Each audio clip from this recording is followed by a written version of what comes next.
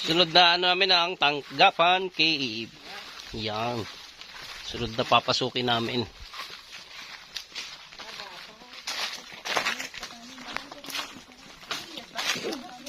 So, yun ang entrance niya.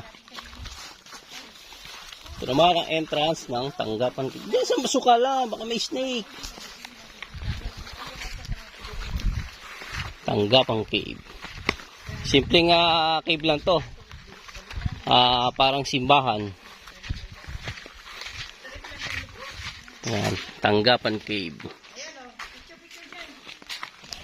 Sa ating mga kasama. Ayan. Oh. Atin ang pasukin ang Tanggapan Cave.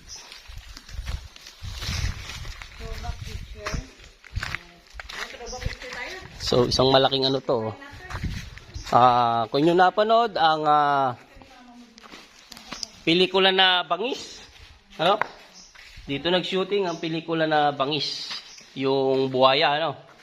Si Bangis. Ang laking buhaya nun. Sobrang aral na. Tebang to. Tagal na. So, ito yung kuweba ng Tanggapan Cave. Sobrang haba nito, oh. Ang lamig ng ano dito, ang lamig ng hangin. Wala paniki. Wala eh. Ano to? Itim. Okay, makasama natin.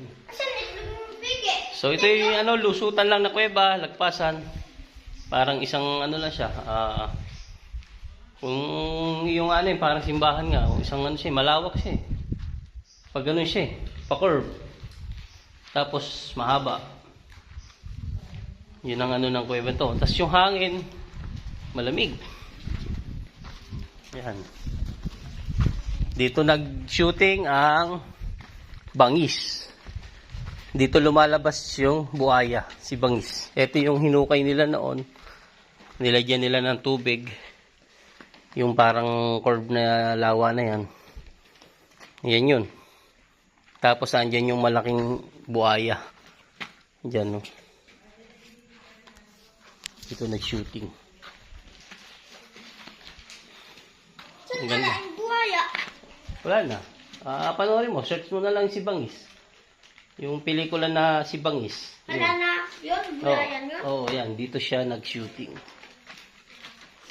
Sa Tanggapan Cave. You know?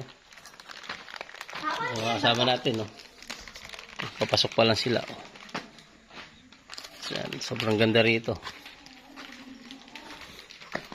Tanggapan Cave.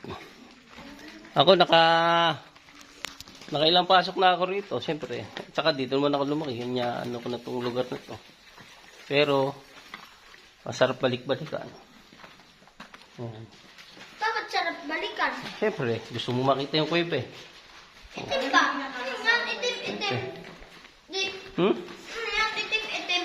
Yan. No? Nature yan. Natural yan. Lamig, di ba? Lamig dito, may aircon. Lamig. Mahaba-haba rin siya. Ganun din. Meron din siyang 50 meters na long. Me. Mahaba-haba. Wait lang, tayo mo na dyan. So, dito na rin kami lalabas. Kung dito ka tayo ka. Kasi may isang kuweba pa sana doon. Dito pala ba dito? Yun ang pinakamahabang kuweba. Pagka lumusot ka sa ilalim. Ang lusot namin doon sa karsada sa ibabaw. So, mapakahaba noon. Wala kaming flashlight. Mga cellphone lang. So, medyo mahirap. Kasi sobrang dilim doon. Wala nang gantong liwanag doon, no? Gaya nito, may mga siwang kabila. Iyon, pagpasok mo talaga, ay doon na talaga sa ibabaw. Merong, ang haba naman noon eh, baka may 100. Sa kalkula ko lang, hindi ko sure.